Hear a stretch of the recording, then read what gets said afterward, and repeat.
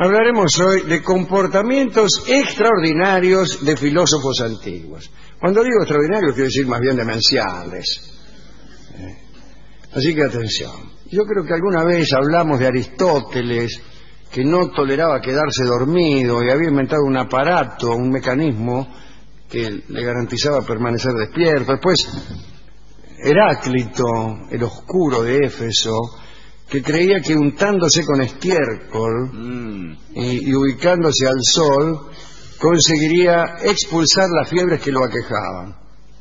En verdad se murió, con lo cual las fiebres verdaderamente se fueron, ya que los muertos carecen de toda calentura. Hoy hablaremos de Diodoro de Megara, que vivió en el siglo IV a.C. Nació en Iaso, en el Asia Menor, que entonces era Grecia. Pero después pasó a enseñar en Megara. Cuentan que en Megara había sitios en los que se armaban unas competencias lógicas y dialécticas que se tomaban bien en serio. Era el deporte preferido de los griegos de entonces. Y perder en una de esas competencias de razonamiento era humillante. Los alumnos de los maestros perdedores solían abandonarlos para pasar a formar parte del alumnado de los más veloces, los más cancheros, ¿no? Bien, muchos maestros trabajaban con incongruencias del lenguaje, con pequeñas paradojas. Se le atribuye a Diodoro de Megara la siguiente invención. Lo que no has perdido lo tienes, decía Diodoro de Megara.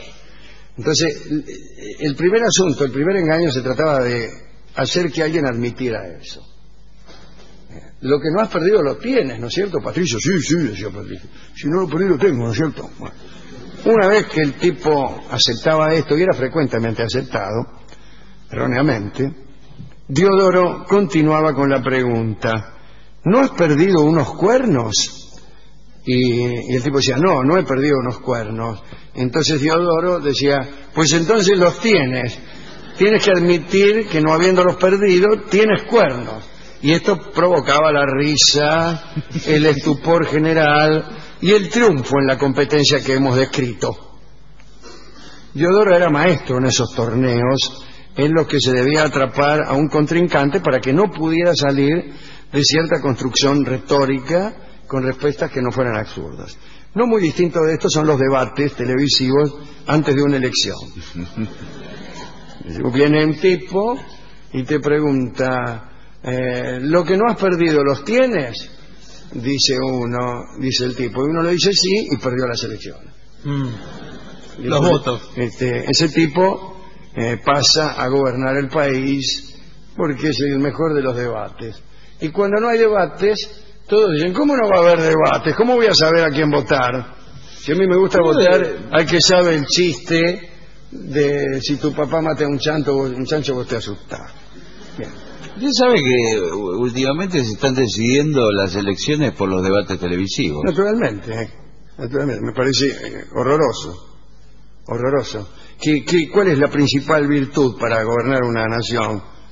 ¿Ser un vivillo de retruques de debate? Claro. Que usted nombre... ¿Lo conoce a Prada? Le dice uno. ¿Qué Prada? Pregunta. El que te encajó una patada. Ganó la elección. Ganó las elecciones. Y después sigue aplicando esa forma de inteligencia en los asuntos de Estado. Bien, algunas de estas gracias, como hemos visto, todavía no han podido ser eludidas. Pero hay paradojas que han quedado irresueltas y que son mucho mejores que esta estúpida de Diodoro, ¿no? Digo las aporías de Zenón, la famosa flecha eleática, que para llegar a un lugar tiene que recorrer primero la mitad del trayecto y después la mitad de la mitad y después la mitad de la mitad de la mitad, etc. Todavía hoy hay algunos cerebros que pierden su tiempo en eso, pero tiene su gracia. Diodoro tenía mucha estima a un personaje llamado Estilpón. Algunos los consideraban grandes enemigos y en realidad lo eran, pero a Diodoro le daba cierto miedo enfrentarse con Estilpón, que era muy hábil, capaz de resolver grandes enigmas. Pero finalmente, en una oportunidad, confrontaron. Diodoro y Stilpon se encontraron en una competencia en la que, según la crónica, participó como juez Ptolomeo Soter, que no era otro que el rey de Egipto.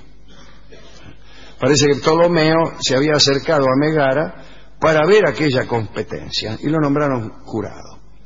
Bueno, a la hora establecida, en la gran sala de un palacio, Stilpon se puso de pie y planteó lo siguiente: a ver, honorable Diodoro, ayúdame, te ruego, a salir de este problema. Me he dado cuenta de que nadie en verdad puede decirse mortal. Los vivos no pueden decir he muerto sin mentir, y los muertos nada pueden decir.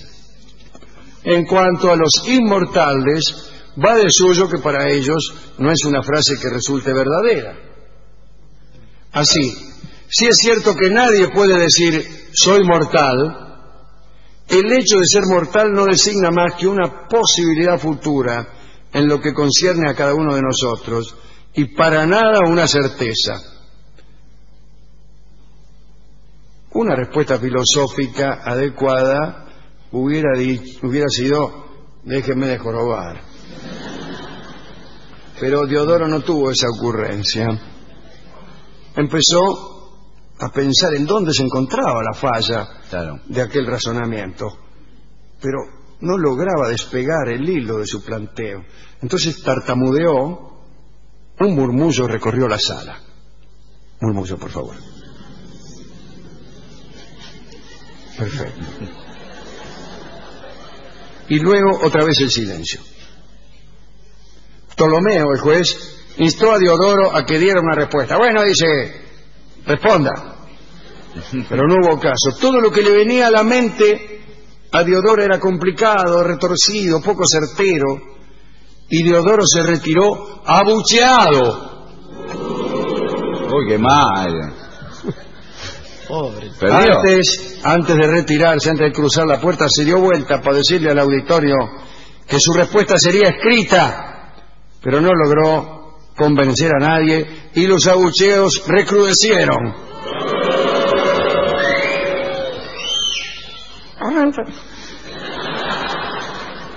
Cuando llegó a su casa, llamó a su escriba y le dictó una respuesta sabia y argumentada.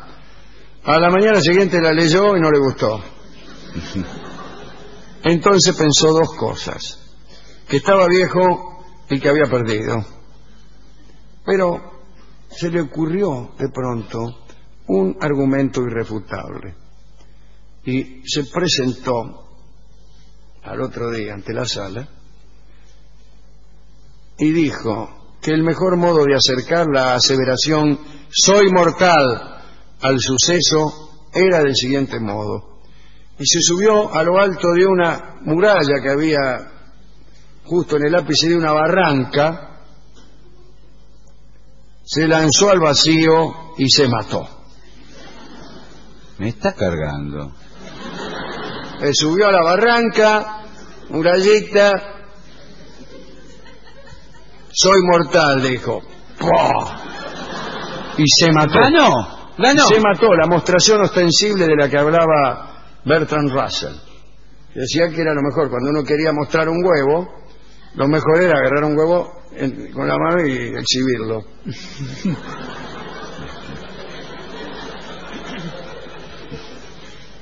¿Y dónde estaban ahí los que tanto abucheaban y murmuraban? Acá están. ¿Por qué lo dicen? Están acá, son todos esos que están sentados ahí. ¿Qué dicen ahora, ¿Y ahora qué? Bueno, Pero no le sirvió de nada ganar, porque murió. vamos a ver. Aunque la resolución, bueno, qué sé yo, la contundencia retórica de Diodoro conmovió a todos. Murmullo de conmoción. Ptolomeo, el juez, le dio el triunfo. Dice, bueno, ganó el finado Diodoro.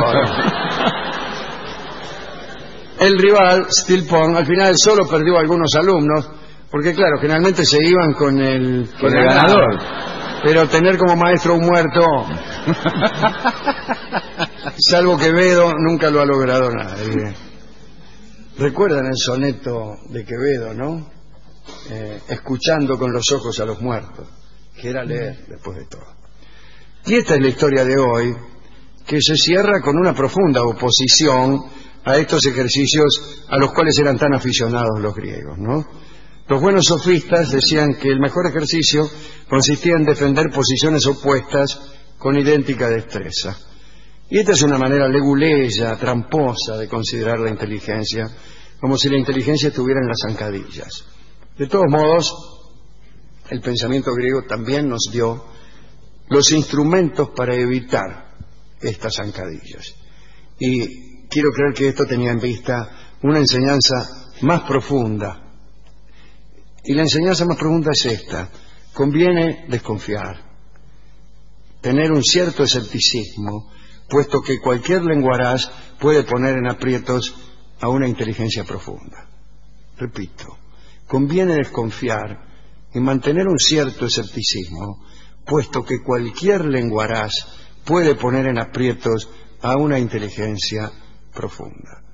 El amigo Unamuno hablaba de una virtud que a él le parecía letal para la inteligencia, que es la facundia, esa rapidez, ese ingenio que tienen algunos, que suele oscurecer la naturaleza más profunda de algunos asuntos. Y él decía, Unamuno decía que él prefería la inteligencia seca, austera, de pocas palabras.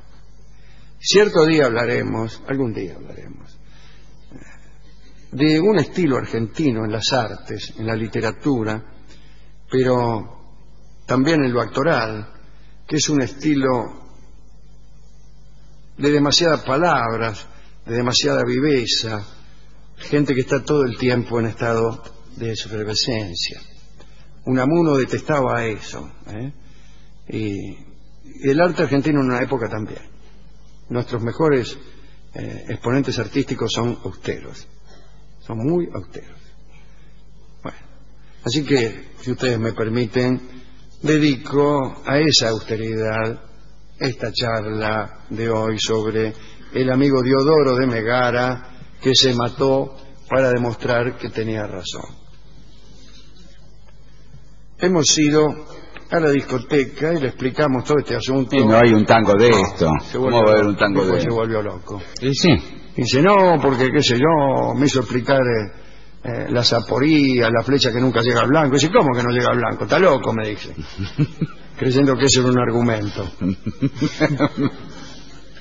Hay gente que prefiere esa clase de intimidaciones más que los argumentos. Es como más vistosa, ¿no? Esta cosa que decía usted de teniendo cierta destreza de procedimiento, cierta destreza discursiva, hace como fueguitos artificiales. Sí, eso sí, pero yo me estoy refiriendo a la intimidación, que es la ausencia total de argumento. Por ejemplo, te voy a matar. Esa es una forma intimidatoria. Así como mostrar un huevo es la mostración ostensible de un huevo, el argumento intimidatorio es: si no hables más porque te fajo. O está la otra falacia, que también tiene un nombre que mentábamos el otro día, y usted que habla que se casó 7 veces. Ah, eso sí, desviar la atención del teorema de Pitágoras. No, eso pasa, en la política, en los debates televisivos pasa todo el tiempo. Por eso no hay que votar al que gane los debates. Claro. Muy bien. En la discoteca finalmente nos dieron un bello tango que alude a la barranca de la cual se tiró el pobre Diodoro de Megara para hacer ver que tenía razón. Y se llama La Barranca. Yo cada vez que oigo La Barranca me acuerdo de Diodoro de Megara volando en dirección en dirección a la razón finalmente. La Barranca va a ser cantada por uno de nuestros grandes cantores, que es Charlo.